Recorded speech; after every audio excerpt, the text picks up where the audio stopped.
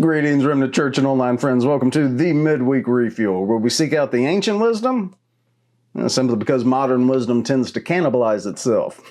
Tonight, we continue our journey through G.K. Chesterton's Orthodoxy, and we're in chapter 3 in the section that he calls the suicide of thought, and we're going to be a little bit into that. I'm calling it section 3C. We've already seen in our previous studies how Chesterton describes modern skepticism as a kind of intellectual self-destruction.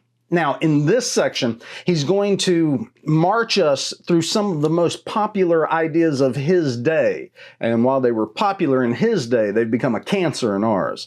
Materialism, evolution, progress, and pragmatism. And he shows how they don't just argue against Christianity. They argue against the possibility of thinking itself, and that is truly the key to understanding his warnings to us. We did not heed them, and so we find ourselves living in an age where thought itself is not only cheapened, but thought is often actively dismantled. They do it in the universities, a place where they should be constructing, they're deconstructing. When Chesterton warned that certain philosophies stop thought itself, he was not exaggerating. Just look around you. Materialism that treats the human mind as some sort of brain machine with gears and cogs and no soul. Evolution turned into a story of endless flux with no stable meaning and no direction. Progress celebrated as change for its own sake, with no destination. And pragmatism that says true means nothing more than useful. And what is the result? We're sitting in it. We are surrounded by slogans instead of arguments. In fact, if you argue now, you're in danger. Therapies instead of truths. You speak truths now, you're in danger. This has been proved. And feelings instead of facts. Well, feelings trump life nowadays, don't they? Our culture has gone past debating Christianity. It's well past that, isn't it? It has started doubting the very act of debating itself. Because your opinion ought to stand above everybody else's, you little God. Chesterton called that the suicide of thought, and today we are living inside the fallout of that suicide. We sit around wondering why the newest generations, as though it's some mystery, we wonder why the new generations are anxious and depressed all the time. We just don't know. All while trying to force-feed them a reality that in no way aligns with their God-given minds and soul. We hand them a reality, force them to eat it and accept it, tell them they will tolerate it, they will salute it, they will toe the party line. I don't care if your eyes tell you different, your ears tell you different, your smell tells you different. They've been told to ignore their own perception intakes. Chesterton saw this coming. If you tell people that there is no truth, no solid categories, no real absolute, eventually they will not only lose faith in religion, they will lose faith in reason itself. And it's happened, and that's why we all feel like the asylum door has slammed shut on us in recent days. And when reason is gone, how do you get it back? When the foundation is gone, only two things are left now: raw power and raw emotion together. That's exactly what we see on the news today, isn't it? Young people are given slogans, wild slogans like "live your truth," but are denied the grounding to ask whether truth exists or not. They are given endless therapies, endless medications, but no meaning for why they are here at all. They are told to trust the science in one breath, and in the very next breath, they're told that science is just another social construct that makes money for sponsored by, you remember. No wonder their souls are starving. A brain can live malnourished on slogans, but a heart cannot.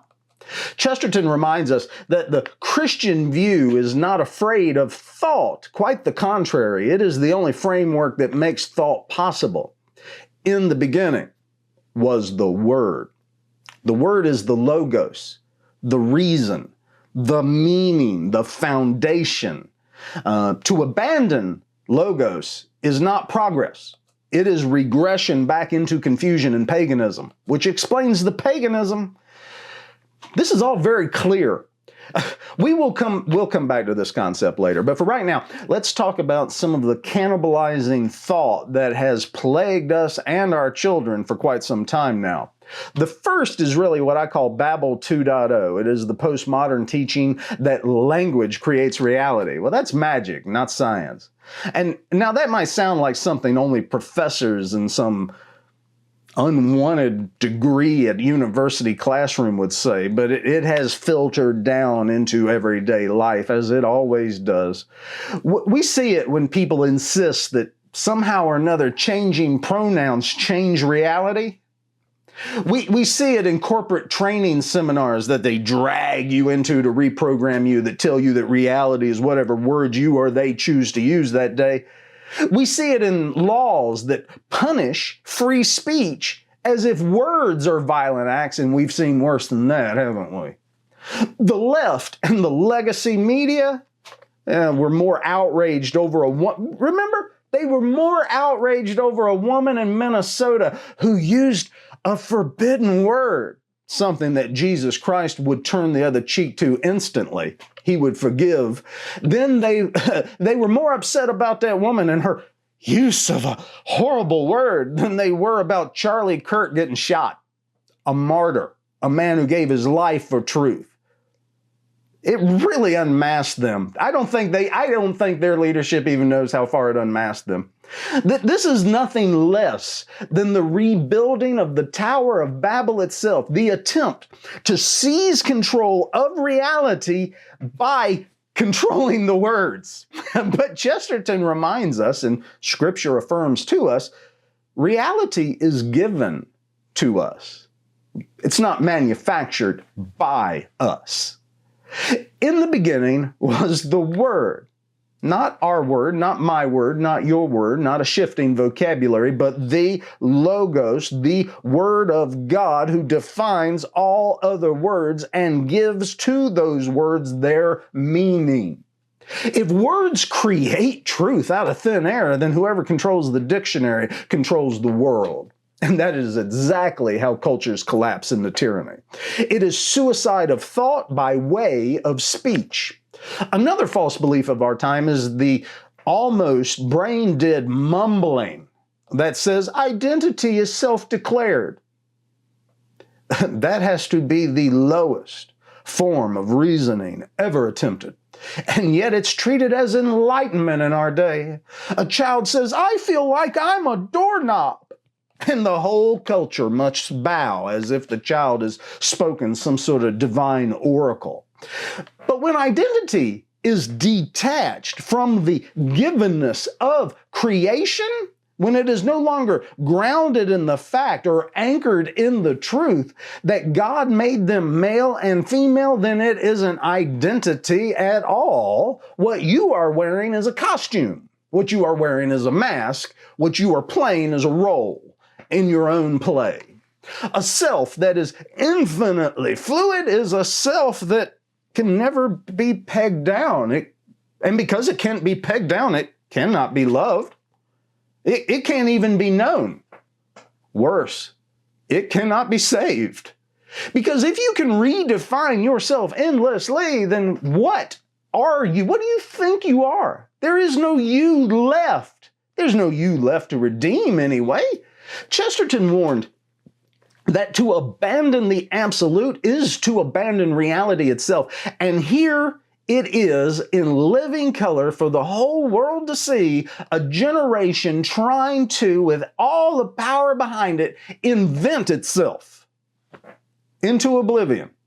Scripture says, quote, it is He who has made us, and not we ourselves, unquote. That's Psalm 100, verse 3. When we deny that fact, when we deny that truth, we don't climb into freedom.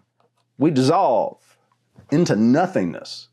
Another great lie of our time is the old idea that there is some kind of neutral ground. This one makes me sick to my core because it has been the card that has been played against us from the very beginning of my politically mature mind. The atheist and the woke and the Marxist and the left and the socialist, they have all done a great job, a tremendous job, an impressive job. Hats off. Hats off to the conniving. Gee whiz. Even Christians were convinced. Even churches started acting as though they should keep their opinion just right there.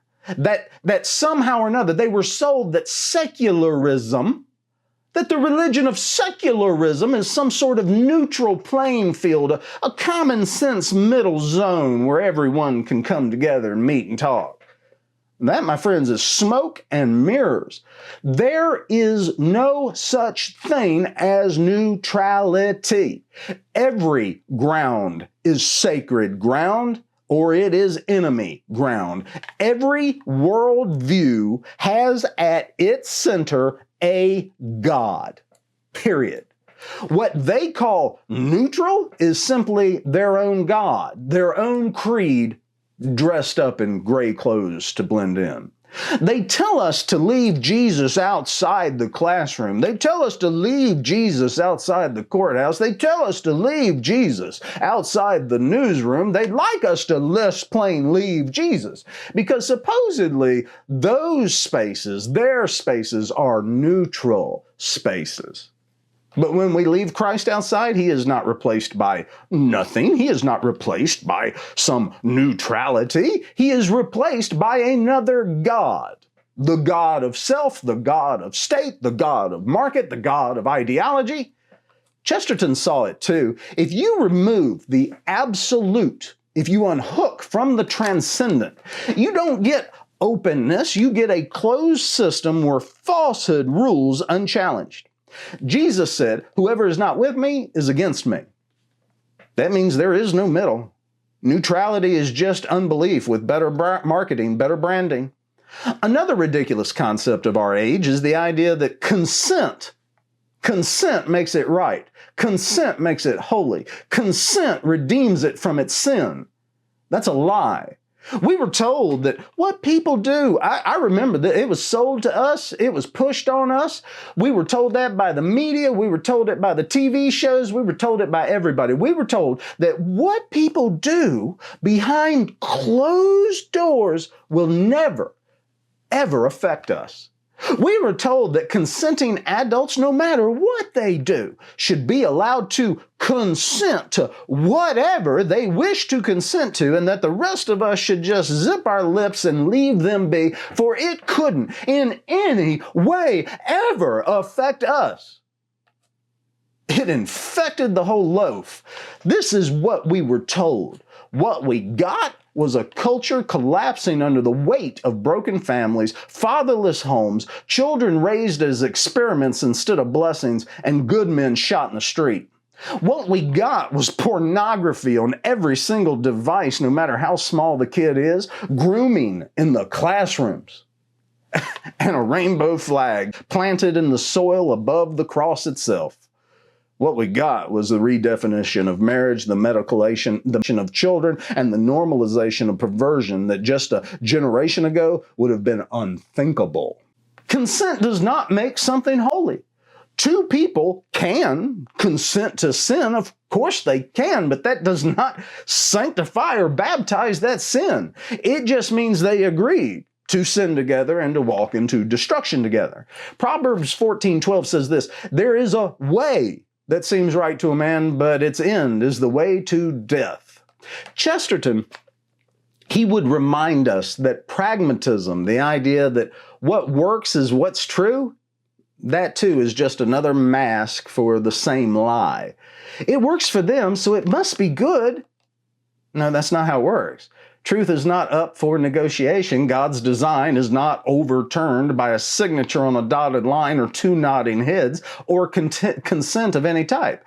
Consent cannot turn evil into good. And the government does not get to name what is good and evil. God gets to name what is good and evil. Consent cannot turn evil into good any more than shouting can turn lies into truth. But if you watch the left and the woke mob, it's obvious they think screaming real loud does turn lies into truth. All they got to do is shout over truth loud enough. And here's where Chesterton helps us most. He names the lies that eat thought alive. And we can see their children stumbling our streets today. The slogans are, "Believe in yourself," the motto of a madhouse. The slogan is, "There is no such thing as sin." Well, that's just dirt denied and dirt never removed. The slogan is, "Reason explains everything." Well, the madman clings to logic while losing reality itself. The slogan, "Evolution explains all." Well, if nothing is fixed, not even things exist. Think about that deeply. Truth changes with the times. No, thought dissolves into fashion is how that's actually working. Tolerance means never saying no. Gentle parenting, the one dogma that silences thought. Progress is its own goal. That's motion without destination. You're going nowhere. Pragmatism, well, that's just truth that works. But one of man's deepest needs is objective truth. Pragmatism states truth is what works, but one of man's deepest needs is objective truth. These aren't philosophies. These are parodies. I wish everybody saw through them. They're nothing but slogans that mean nothing. Love is a tautology. They don't liberate thought. These slogans strangle thought, and the enemy's gotten real good at writing slogans. Once you see through them, it's not terrifying anymore. It's morbidly laughable. Think of it like this. Imagine you're holding a dictionary and every word in that dictionary is explained by other words. So you find yourself in this loop where words describe words and eventually you're going to come full circle. So tree is explained by plant or wood. I don't know, I'm making this up. Plant is explained by living thing. Living thing is explained by, you get the picture, something else. Round and round it goes forever. Every word borrowing its implications, its meanings, its nuances from another word and from all other words. And if you trace this far enough back, it starts to feel as though you're in a hall of mirrors, reflecting a hall of mirrors, a big circle with nothing in the middle of it. But here's the truth. There is one word that does not borrow its meaning, one word that defines all the other words but is never defined by them in return. John calls him the Logos. In the beginning was the Word, and the Word was with God, and the Word was God. That means Jesus Christ is the anchor of meaning, the transcendental hook to truth, the word that stands alone, the word that makes all other words even possible. Without him, the dictionary of life is just pages chasing their own tails. With him, the words finally touch reality. So when Chesterton says these modern philosophies destroy thought, he's absolutely correct. But when John says Christ is the Logos, he's saying this. He's saying, here is the word that saves thought, the word that saves reason, the word that saves you. So let me give you a picture that you can use to see this clearly. Imagine a great river. On one side of the river is what we're going to call reality, the way things truly are, or the noumenon. On the other side of the river is reason, and this is our minds trying to make sense of what we see. And so we're taking in light, smell, sound, and our brains put together tries to take this noumena and turn it into a phenomena. But between the two, there yawns an infinite gap. Without a bridge, our thoughts just circle around phenomena and appearances. We see shadows, but we never touch the substance. Start with the logos in your life. Start with the philosophical basis of language.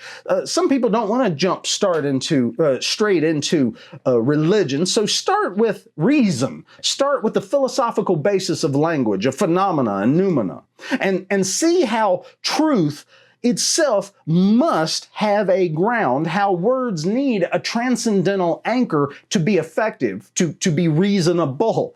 Once you see logos as that bridge of meaning connecting phenomena to noumena, you are already halfway home.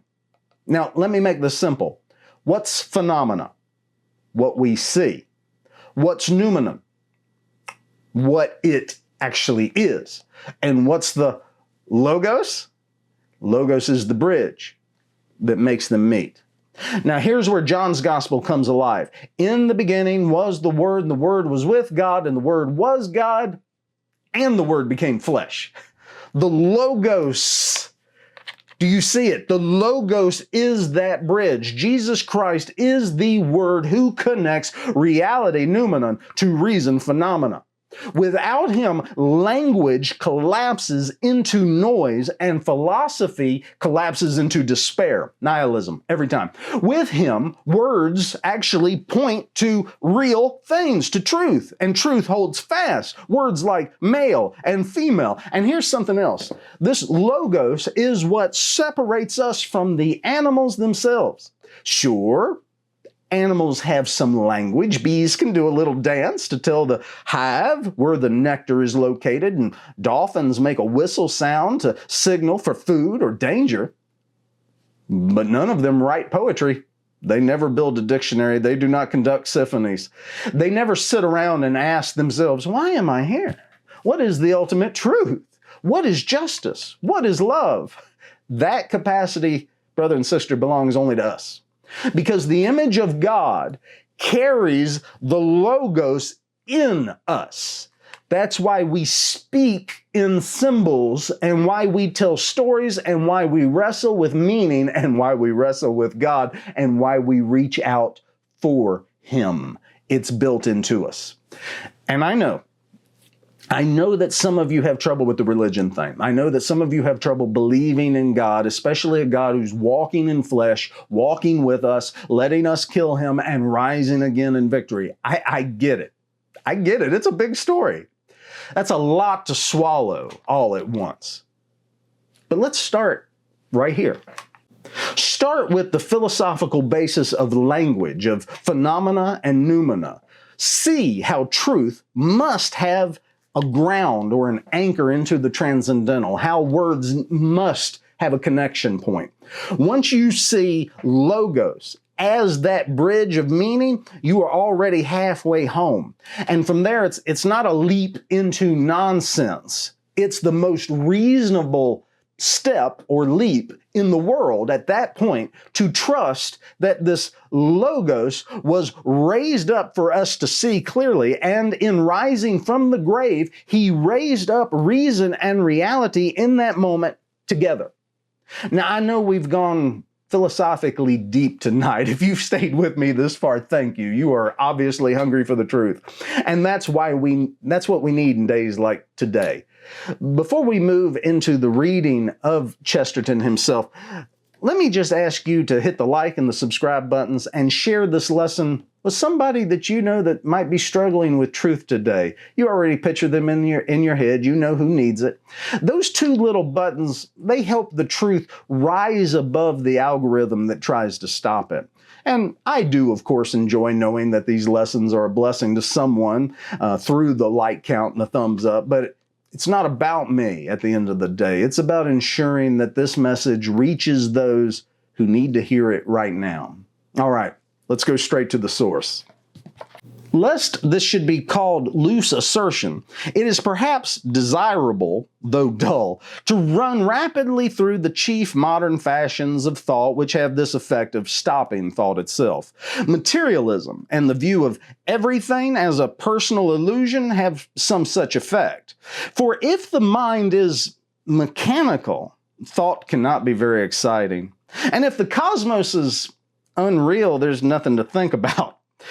But in these cases, the effect is indirect and doubtful. In some cases, it is direct and clear, notably in the case of what is generally called evolution. Evolution is a good example of that modern intelligence which, if it destroys anything, destroys itself. Evolution is either an innocent scientific description of how certain earthly things came about, or, if it is anything more than this, it is an attack upon thought itself. If evolution destroys anything, it does not destroy religion, but rationalism. If evolution simply means that a positive thing called an ape turned very slowly into a positive thing called a man, then it is stingless for the most orthodox. For a personal God might just as well do things slowly as quickly, especially if, like the Christian God, he were outside of time. But if it means anything more, it means that there is no such thing as an ape to change, and no such thing as a man for him to change into. It means that there is no such thing as a thing. At best, there is only one thing, and that is a flux of everything and anything. This is an attack not upon the faith, but upon the mind. You cannot think if there are no things to think about. You cannot think if you are not separate from the subject of thought. Descartes said, "I think, therefore I am." The philosophic evolutionist reverses the negatives and negatives the epigram. He says, "I am not. Therefore, I cannot think."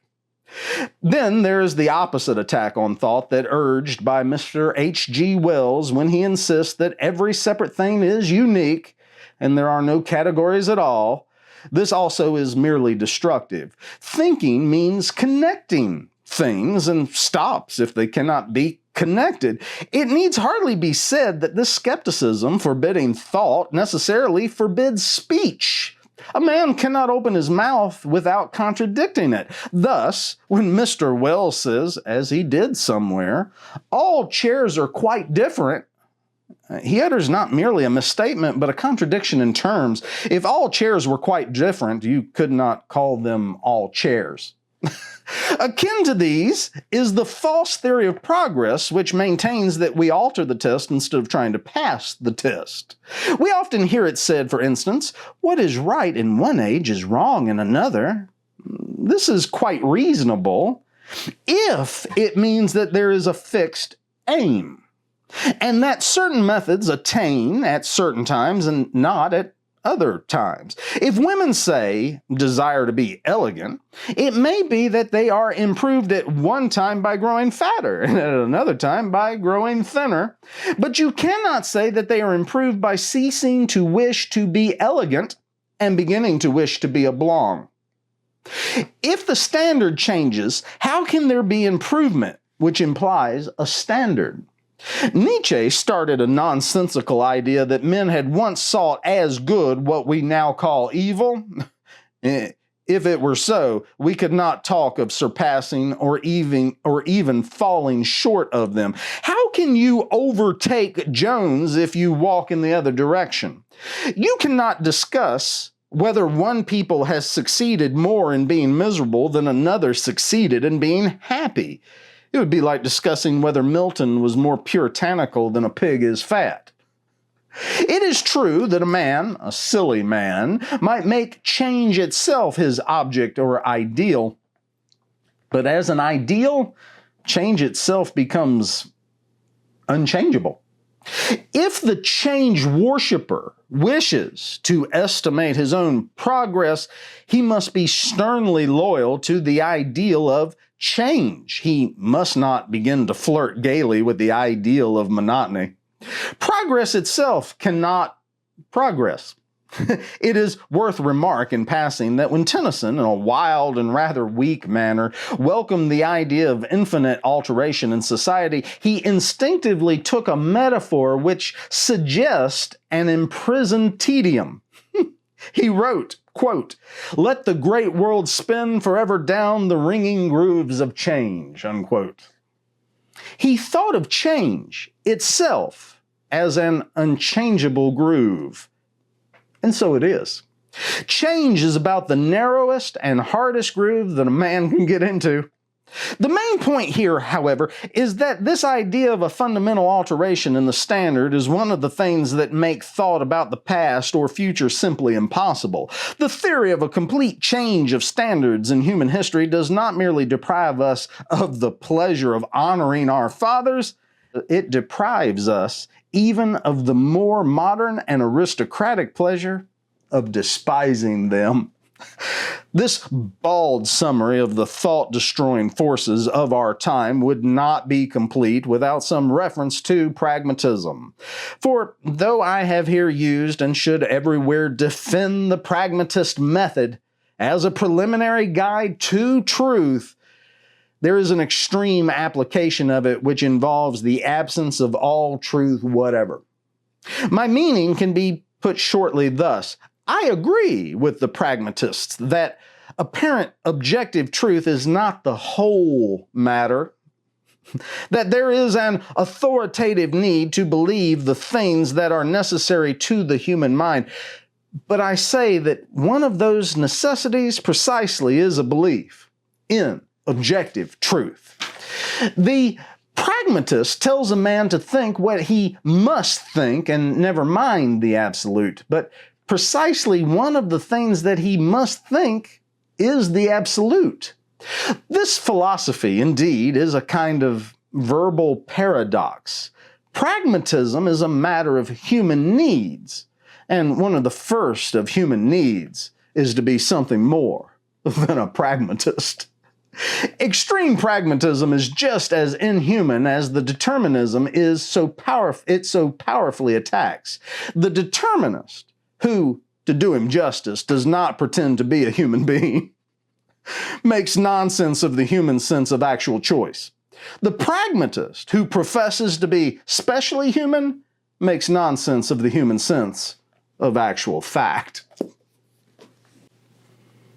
Chesterton saw it a full century ago, and here we are, living in the fallout of thought's suicide.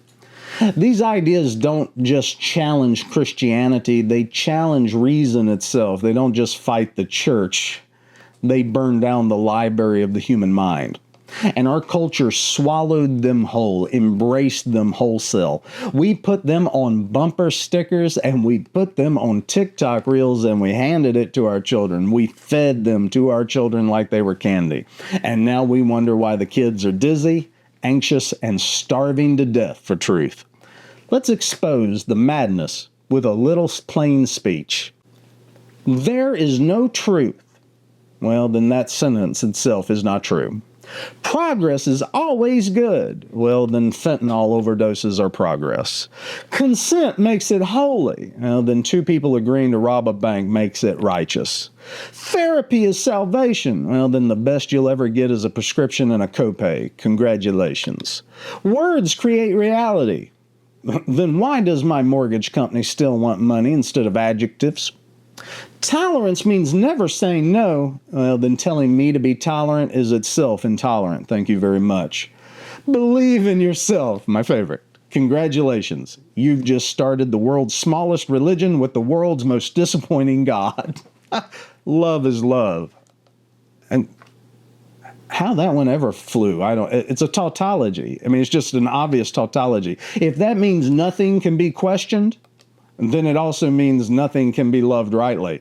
If love cannot be defined, this is the circus of our time. A parade of slogans dressed up as wisdom. And once you poke them, they don't reveal depth. They reveal emptiness. We were promised freedom. You remember, don't you? We were promised freedom through all this. What we got was chaos and cities burning to the ground and men shot in the street. We were promised liberation. What we got was addiction. We were promised neutrality. What we got was tyranny. We were promised progress. What we got was exhausted. We were promised self-expression. What we got was erased and canceled. And here's where it cuts even closer to home. Christians themselves have started borrowing from the suicide of thought. They baptized it with a fashionable word. I'm deconstructing my faith. Has anyone out there noticed that any fool can deconstruct? Has anyone noticed you can deconstruct literally anything? I mean, if I went on a rampage here now, you on camera would be able to watch me just deconstruct all of this. But it took a long time to build this, so I'm not deconstructing it. Have you noticed? Given enough suspicion over anything, you can tear apart marriage, you can tear apart church, you can tear apart scripture, you can tear apart truth. All you have to do is unhook from the transcendental. All you have to do is take one step off of reality onto the map and then confuse the map for reality itself forevermore. Destruction is easy. Any fool with a hammer can destroy. It takes a real, living, breathing, thoughtful human being as separate from the animals, as infilled by the Logos, born of both spirit and flesh, to actually construct something, to build faith, to plant hope, to raise families, to stand a church, to preach the gospel. Chesterton would laugh at the idea that tearing things down is somehow wisdom. We spend $60,000 a year to send our youth off to universities that do nothing but teach them deconstruction. Here's your hammer, here's your degree. He'd call it a child's tantrum, a kid with matches in a wooden house. Deconstruction leaves you with rubble. Criticism just makes you a critic. The work of the Spirit in the people of God, now that's what leaves you with life. So when you hear the call to deconstruct, consider the source of the call and remember, that's just the suicide of thought turned inward and waiting to happen to you. It does not end in freedom. Look around, it ends in ashes. Here's the good news. There is a word, there is a reason, there is a logos that does not collapse. There is a truth that does not contradict itself. There is a bridge that holds reality together. And that word is the logos, Jesus Christ. He is the anchor of reason, the foundation of reality, the meaning of meaning, the King of kings. The world tells you to believe in yourself. The gospel says believe in Him. The world says, follow your truth. Jesus says, I am the truth. The world says, redefine yourself. The Logos says, behold, I make all things new. So do not follow the madness. Do not get trapped in the asylum. Don't bow to slogans. Don't worship noise. Stand instead on the rock. Trust in the word and remember the truth that cannot be canceled. Christ is King. Hail to the King.